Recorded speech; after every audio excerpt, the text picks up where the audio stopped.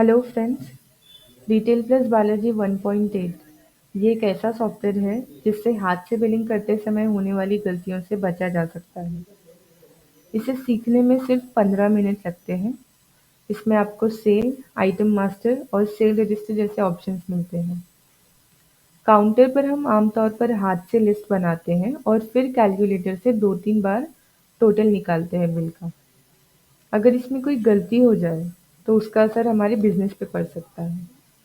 इन सभी प्रॉब्लम से बचने के लिए बालाजी 1.8 सॉफ्टवेयर एक बेहतरीन ऑप्शन है। इस सॉफ्टवेयर में आप किसी भी प्रिंटर को सेट कर सकते हैं। सिर्फ 200 MB का ये सॉफ्टवेयर इंस्टॉल और रीइंस्टॉल करना बेहद आसान है। तो चलिए इस सॉफ्टवेयर का एक छोटा सा डेमो देख लेते हैं। कंप्यूटर स्क्रीन पे आप ये जो आइकन देख पा रहे हैं, यह है रिटेल प्लस बालाजी 1.8 सॉफ्टवेयर का आइकन। सॉफ्टवेयर ओपन करने के लिए आपको इस आइकन पे डबल क्लिक करना है। तो इस तरह से सॉफ्टवेयर की स्क्रीन आपको दिखाई देगी। अब सॉफ्टवेयर में सबसे पहले हमें एंटर करनी होगी हमारी कंपनी की डिटेल्स, जिसका ऑप्शन आपको दिया हुआ है सिस्टम में कंपनी। ये देखिए, ये है कंपनी की स्क्रीन, फर्म प्रोफाइल। यहाँ पे आपको डेमो की जगह पे आपके फर्म का नेम एंटर करना है, जैसे कि आप स्क्रीन पे देख सकते हैं। अगर आपको हिंदी में फर्म नेम एंटर करना है तो नीचे ऑप्शन दिया हुआ है, सेकेंड ऑप्शन, एड्रेस एंटर कीजिए। एड्रेस 1 का ऑप्शन है, एड्रेस 2 का ऑप्शन है, सिटी, फ़ोन नंबर। ये जो ऑप्शंस है tax number 1, tax number 2, tax number 3, यहाँ पे आप अपने टैक्स नंबर्स एंटर कर सकते हैं, जैसे कि जीएसटी नंबर हो गया या फिर फूड लाइसेंस नंबर हो गया। इसी तरह की जो भी आपके लाइसेंस है वो नंबर्स आप यहाँ पे एंटर कर सकते हैं। टीडीएस नंबर अगर आपको एंटर करना है, पैन नंबर, ईमेल आईडी आप एंटर कर सकते हैं। ये देखिए, इस तरह से आप यहाँ पे नोट भी एंटर कर सकते हैं, जैसे कि स्क्रीन पे दिखाई दे रहा है। आपको अगर चाहिए आप अपने हिसाब से यहाँ पे वो नोट एंटर कर सकते हैं। तो आपका जो बिल प्रिंट होगा उसके ऊपर ये नोट प्रिंट होकर आता है। इसी तरह अगर आपको इंग्लिश में नोट एंटर करना है तो आप यहाँ पे वो नोट भी एंटर कर सकते हैं। इतनी डिटेल्स एंटर करके ओके कीजिए, ये आपकी कंपनी क्रिएट हो गई। अब आपको सॉफ्टवेयर एक बार रीस्टार्ट करना होगा। सॉफ्टवेयर रीस्टार्ट करने के बाद अब आप देख सकते हैं कि कंपनी में हमने जो कंपनी नेम एंटर किया वो यहाँ पे आपको दिखाई दे रहा है। इसी तरह सॉफ्टवेयर में आपको आइटम्स कैसे ऐड करने हैं, तो उसका ऑप्शन दिया हुआ है आपको मास्टर में, आइटम मास्टर। तो ये है आइटम मास्टर की स्क्रीन। जब भी आपको सॉफ्टवेयर में कोई नया आइटम ऐड करना होता है तो हम यूज़ करते हैं ऐड मोड। उसके बाद हम एंटर करेंगे यहाँ पे आइटम की डिटेल्स, जैसे कि आप स्क्रीन पे देख सकते हैं। आइटम का नेम, आइटम साइज़, अगर आप बारकोड स्कैन करके सेल करते हैं तो आइटम का बारकोड नंबर आप एंटर कर सकते हैं। हिंदी में आइटम नेम, हिंदी में आइटम साइज़ एंटर कर सकते हैं आप यहाँ पे। जिन लोगों को हिंदी में बिल प्रिंट करना है वो यहाँ पे हिंदी में आइटम नेम और आइटम साइज़ एंटर कर सकते हैं। उसके बाद एमआरपी, इस आइटम की एमआरपी क्या है, परचेस रेट कितना है, सेल रेट कितना है। आप सेल रेट में डायरेक्टली नेट रेट भी एंटर कर सकते हैं, यानी कि जिन आइटम्स पे जीएसटी नहीं होता है तो जीएसटी ना एंटर करते हुए डायरेक्टली सेल रेट में, जिस रेट में आप सेल करने वाले हो net rate, directly cell rate में एंटर कर देना है। होलसेल रेट, अगर आप होलसेल में सेल करते हैं, किसी कस्टमर को होलसेल रेट लगाना है तो यहाँ पे आप होलसेल रेट एंटर कर सकते हैं। तो परचेस रेट और सेल रेट के बेस पे यहाँ पे प्रॉफिट परसेंट कैलकुलेट होता है। जैसे कि आप स्क्रीन पे देख सकते हैं कि आपको हिंदी हेल्प का ऑप्शन दिया हुआ है।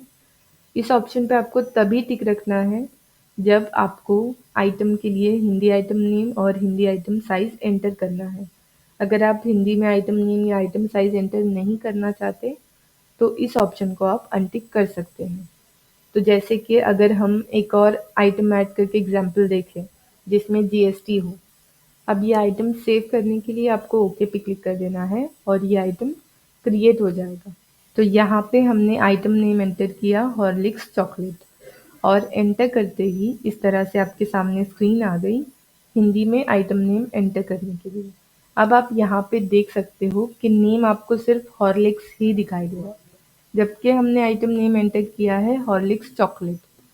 वो इसलिए क्योंकि डिक्शनरी में चॉकलेट वर्ड हिंदी में सेव हो गया है, लेकिन हॉर्लिक्स वर्ड सेव नहीं हुआ है। तो कोई वर्ड ऐसा होता है तो यहाँ पे इस तरह से हम वो टाइप कर सकते हैं। सही से टाइप करने के बाद आपको ओके पे क्लिक करना है और आप देख सकते हैं कि यहाँ पे हिंदी में आइटम नेम आ गया है, हॉर्लिक्स चॉकलेट। उसी तरह आपको आइटम साइज़ एंटर करना है, बारकोड नंबर, एमआरपी कितना है, उसके बाद परचेज़ रेट कितना है, जीएसटी परसेंट कितना है, सेल रेट कितना है, होलसेल रेट आपको यहाँ पे क्या एंटर करना है, यानी कि इस आइटम का होलसेल रेट क्या होगा, इस पे आपको प्रॉफिट कितना मिल रहा है ये दिखाई दे रहा है। और ओके करके ये आइटम आप सेव कर लीजिए। तो हमने देखा कि सॉफ्टवेयर में आपको आइटम्स कैसे ऐड करने हैं।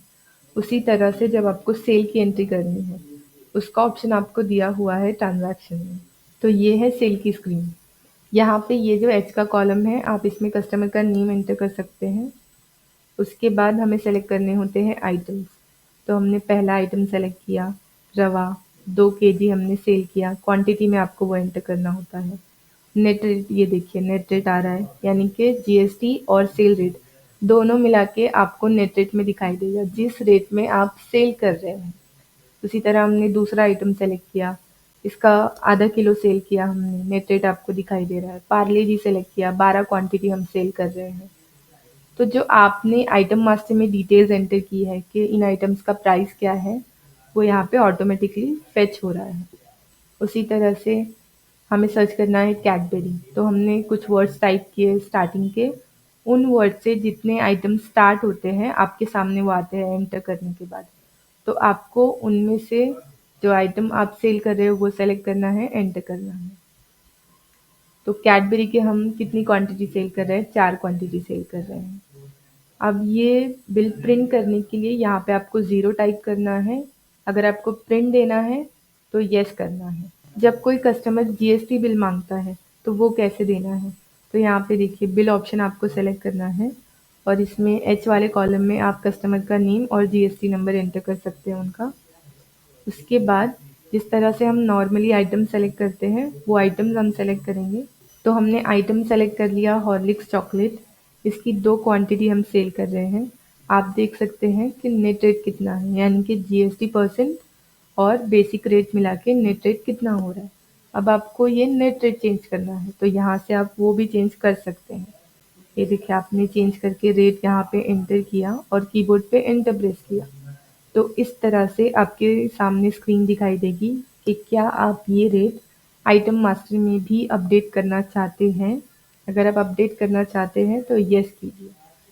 तो ये तो हमने देखा कि कैसे इस कॉलम में आपको नेट रेट दिखाई देता है जब आप नेट रेट कैलकुलेशन के ऑप्शन पे टिक रखते हैं, यानी कि बेसिक रेट और जीएसटी मिला के आपको नेट रेट के कॉलम में दिखाई देता है। जब आप नेट रेट कैलकुलेशन के ऑप्शन को अनटिक करते हैं तो ये देखिए ये जो नेट रेट का कॉलम है वो सेल रेट का कॉलम बन गया। यहाँ पे आप देख सकते हैं कि सेल रेट कितना हो रहा है। अब आपने क्योंकि नेट रेट ही अपडेट किया था तो ये देखिए पॉइंट में कैसे आपको दिखाई दे रहा है। तो इस तरह से ये नेट रेट का ऑप्शन वर्क करता है। अब आप कैलकुलेट तो नहीं कर सकते कि पॉइंट में कितना होगा, इतना जीएसटी तो 165 रुपीज़ कैसे आएगा, तो वो कैलकुलेट करना थोड़ा मुश्किल हो सकता है। इसके लिए आप यहाँ पे डायरेक्टली नेट रेट अपडेट कर सकते हैं, जिससे पॉइंट वाला भी सॉफ्टवेयर ही कैलकुलेट करेगा। पॉइंट में जो रेट होगा वो भी सॉफ्टवेयर ही कैलकुलेट करेगा। तो आपने देखा कि जब नेट रेट कैलकुलेशन के ऑप्शन पे टिक होता है तो यहाँ से हम नेट रेट अपडेट कर सकते हैं। जब आप नेट रेट कैलकुलेशन के ऑप्शन को अनटिक करते हैं तो नेट रेट का जो कॉलम है वो रेट का कॉलम आपको दिखाई देता है और वहाँ से बेसिक रेट अपडेट कर सकते हैं हम। तो हमने फिर से नेट रेट कैलकुलेशन के ऑप्शन पे टिक किया। ये देखिए सेल रेट का जो कॉलम है वो नेट रेट का कॉलम बन गया। ये सेव करने के लिए यहाँ पे 0 टाइप करके एंटर कीजिए, प्रिंट कर लीजिए। अब आपको ये देखना है कि आपने दिन भर में कितना सेल किया, तो उसके लिए आपको दिया हुआ है सेल रजिस्टर का ऑप्शन। अकाउंट रिपोर्ट में सेल रजिस्टर, ये है सेल रजिस्टर की स्क्रीन।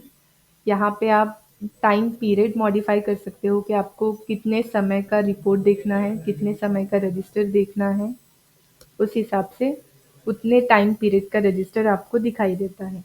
अब आपको बिल देखने हैं, चालान देखने हैं कि दिन भर में कितने चालान बने या इतने टाइम पीरियड में कितने चालान बने, कितने बिल बने, तो आप वो यहाँ पे देख सकते हो, उनका अमाउंट कितना हो रहा है।